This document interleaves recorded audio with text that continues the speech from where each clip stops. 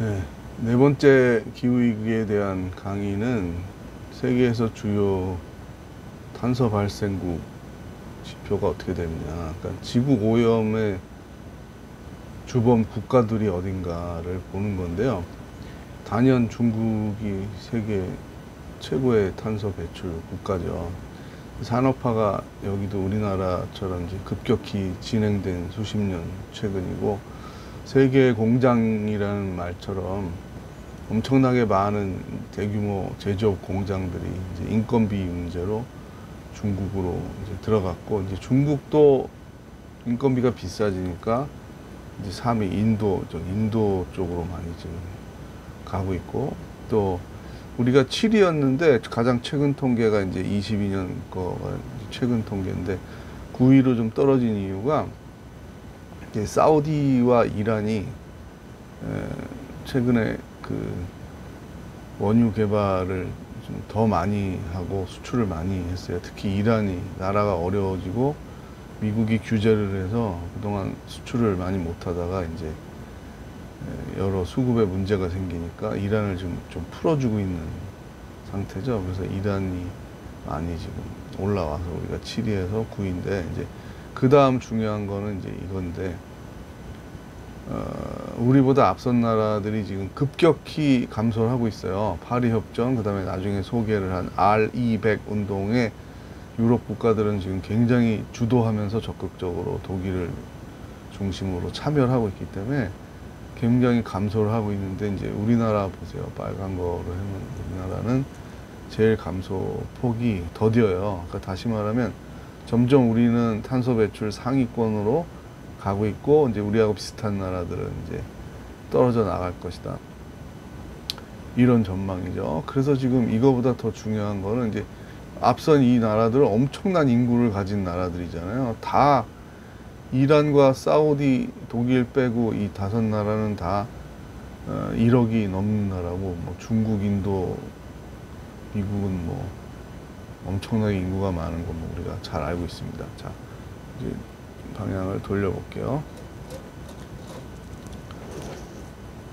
이제 1인당을 계산한 게 있어요. 기후변화행동연구소라는 데가 있는데, 세계 10대 탄소 배출국을 1인당으로 했더니 한국이 1위라는 거예요. 그렇겠죠. 한국이 1위고 2위가 미국, 중국이 이제 4위, 이런 순으로 이제 바뀌게 됩니다. 인도가 저 밑으로 내려가요. 이제 인구가 많으니까. 그 다음에 그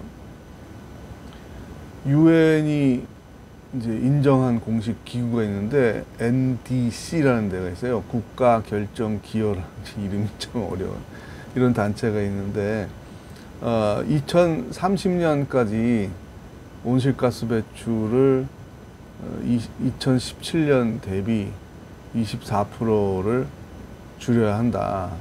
이게 이런 이제 계산은 뭐냐면 지구 온도를 2도 이내로 제한해야 된다는 거죠. 산업화 이후를 말하는 거예요. 산업혁명과 산업화 이후에 지구 온도가 1.5도 이내로 제한이 되는데 2도를 넘어가게 되면 많은 사람들이 죽어나가기 시작한다는 거예요. 자, 트럼프는 자국 이익을 더 이제 우선시하는 공화당 정권이고, 또 유럽에 대해서 좀 뭐라 그래야 되나, 좀 비판적인 시각을 가지고 있었어요. 그러니까 유럽 국가들이 주도하는 파리 협정을 못마땅하게 여기고 분담금도 많이 내야 되고, 또 여러 기업들이 또 제약을 받고 하니까 그냥 탈퇴를 해버렸죠. 세계 경제대국 1위인 나라가 기후협약에서 탈퇴를 하면 이거 어떻게 되겠어요? 다른 나라들이 어떻게 되겠어요? 어쨌든 다행인 것은 이제 그 미국 안에서 저도 그 사건 보고 굉장히 미국과 미국의 학자들, 특히 신학자들, 그 다음에 미국 교회들 왜 조용하냐고 상당히 불만을 가지고 있었는데, 이제 나중에 소개할 겁니다. 짐 안탈의 책을 보고 내가 굉장히 고군분투 열심히 싸워왔구나. 어쨌든 조 바이든 민주당 정권으로 바뀌면서 민주당은 환경과 인권에 공화당보다는 훨씬 더 많은 그 비중을 두고 있는 정당이니까 다시 이 파리 기후협약에 가입을 했습니다. 네. 우리나라에서 좀 크게 다루고 특집으로 이런 문제 이슈들을 해야 되는데 우리도 아마 지금 정권은 환경과 인권 문제에 대해서 좀 덜 관심이 있는 그런 보수 정당이다 보니까 아리백에 대해서 적극성도 없고 재생에너지 생산과 소비에 대해서도 별로 관심이 없는 것 같습니다. 네, 그 얘기는 또 다른 큰 주제라 또 따로 다루겠습니다.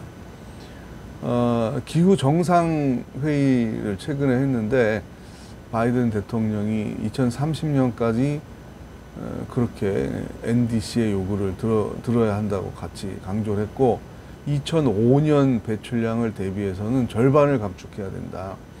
그래서 2005년 기준으로 50% 감축안들을 세계 각국이 좀 협조해달라는 얘기를 오히려 바이든이 했습니다.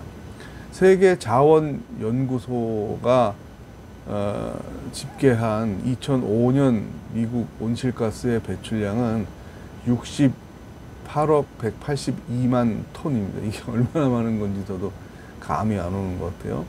자, 미국의 감축 목표 50% 정도를 적용하면 미국이 배출할 온실가스는 33억 정도로 줄어들게 되는데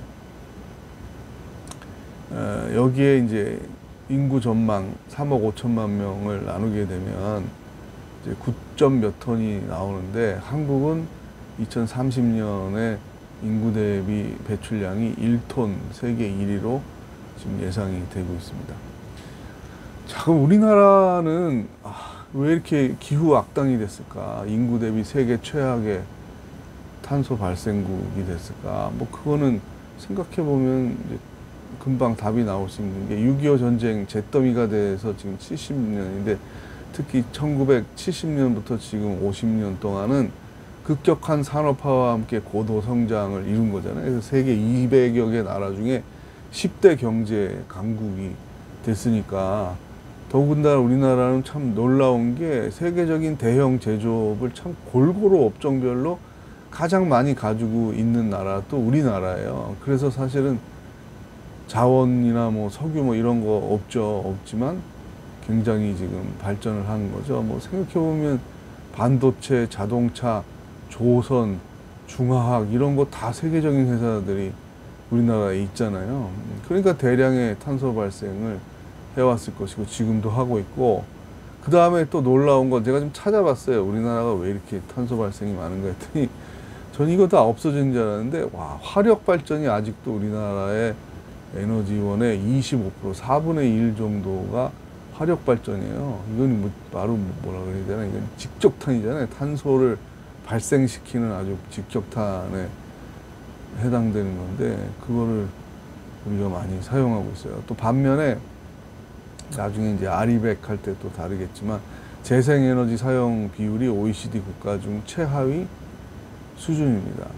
이제는 이제 세계 10위의 선진국에 들었으면 지구에 기여하는 게 있어야 되겠죠. 지금 기후 악당으로 우리가 불렸는데 그래서 이제 한국 교회도 같이 좀 정신을 차려야 된다는 거예요. 우리나라가 이 70년 동안 고도 성장을 할 동안에 같이 우리 교회도 세계 교회사에 유례가 없을 정도로 엄청난 폭발적인 성장, 특별히 개신교가 그렇게 성장을 했는데 더더욱 우리가 환경 문제에 대해서 지구를 하나님의 창조물로 고백하고 후손들에게 물려줘야 된다라는 그 의식을 가지고 있다면 더욱 적극적으로 이 재생에너지에 대한 관심을 가져야 되고 우리가 직접 다 못해도 교회의 역할은 커다란 그 표잖아요. 커다란 표, 민심.